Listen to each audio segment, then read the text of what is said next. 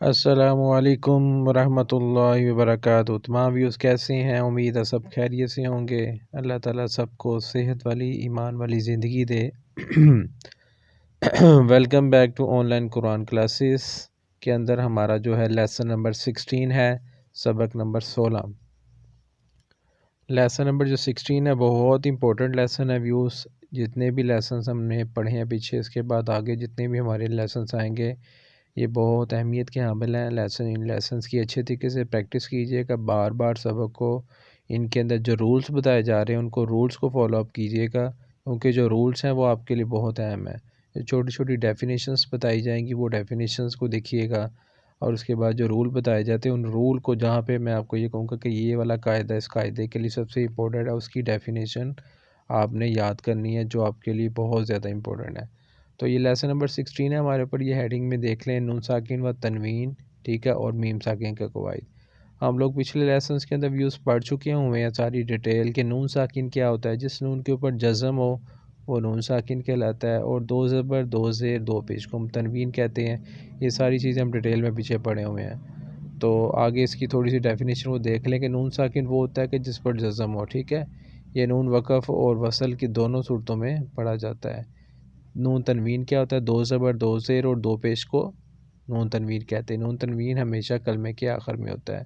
اس کے بعد نون تنوین وصل کی صورت میں پڑھا جاتا ہے، ٹھیک ہے، اور وقف کی صورت میں نہیں پڑھا جاتا۔ نون ساکن و تنوین کے 4 قاعدے ہیں، بہت امپورٹنٹ پوائنٹ ہے، اس کو لازمی ذہن میں رکھیے گا۔ نون ساکن اور تنوین کے 4 قاعدے ہیں، ٹھیک ہے، یہ 4 قاعدے بہت امپورٹنٹ ہیں۔ اظہار، ادغام، اقلاب اور اخفاء، ٹھیک ہے، اظہار، ادغام، اقلاب اور اخفاء، ٹھیک ہے۔ سب سے پہلا ہمارے پاس جو لیسن ہے وہ آ رہا ہے، اس کی جو ہے اظہار۔ اظہار کیا ہوتا ہے؟ اظہار ہوتا ہے کہ نون ساکن اور تنوین کو بغیر گننے کے ساتھ پڑھنا، ٹھیک ہے۔ نون ساکن مختصر الفاظ کے اندر یہ بتایا ہوا ہے کہ نون ساکن اور تنوین کو بغیر گننے کے ساتھ پڑھنا، اس کو اظہار کہتے ہیں۔ اس کے بعد نیچے قاعدہ، قاعدے کو دیکھ لیں، یہ قاعدہ آپ نے یاد کرنا ہے جو آپ کے لیے بہت امپورٹنٹ ہے، بہت ہی زیادہ امپورٹنٹ قاعدہ ہے۔ اس کو آپ نے ذہن میں رکھنا ہے، کیونکہ اس قاعدے کے بغیر آپ سبق کو نہیں پڑھ پائیں گے۔ جتنے بھی حروف ہیں اس کے اوپر یہ جو حروف اس کے اندر بتائیں گے وہ آپ نے حروف یاد کرنے ہیں۔ نون ساکن یا تنوین کے بعد وہی چیزیں، نون ساکن کیا ہوتا ہے؟ جس نون کے اوپر جزم ہو، اور تنوین کیا ہوتا ہے؟ دو زبر، دو زیر، دو پیش۔ نون ساکن یا تنوین کے بعد اگر حروف ہلکی حمزہ، ہا، عین، ہا، غین، خا میں سے کوئی حرف آ جائے تو وہاں اظہار ہوگا، یعنی گننا نہیں ہوگا۔ اظہار کیا کہتے ہیں؟ اظہار کہتے ہیں لفظ کو ظاہر کرنا، جلدی میں پڑھنا، گننا نہیں کرنا، ٹھیک ہے۔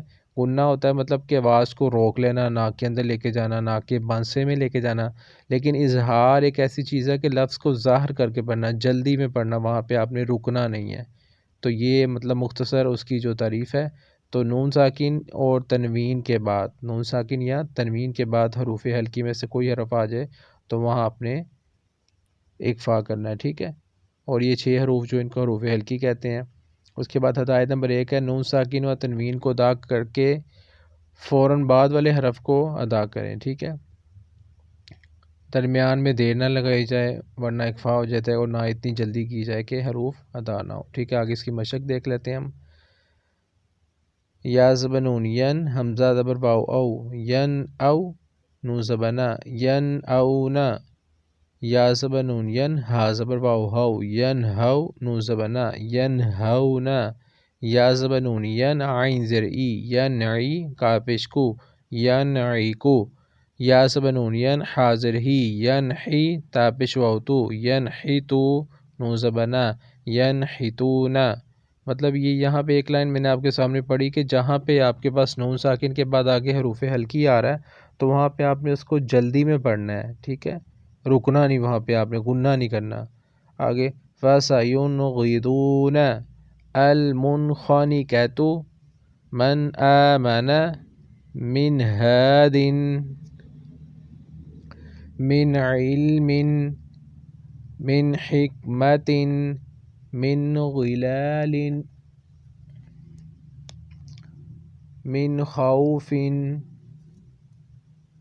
عَذَابًا أَلِيمًا نوحا هدينا قرآنا عجبا قرضا حسنا ميثاقا غليظا نارا خالدا عذاب أليم جرف هار شيء عليم حكيم حميد عذاب غليظ كاذبة خاطئة عذاب أليم أفسحر هذا حور عين عزيز حكيم عذاب غلیظ علیم خبیر۔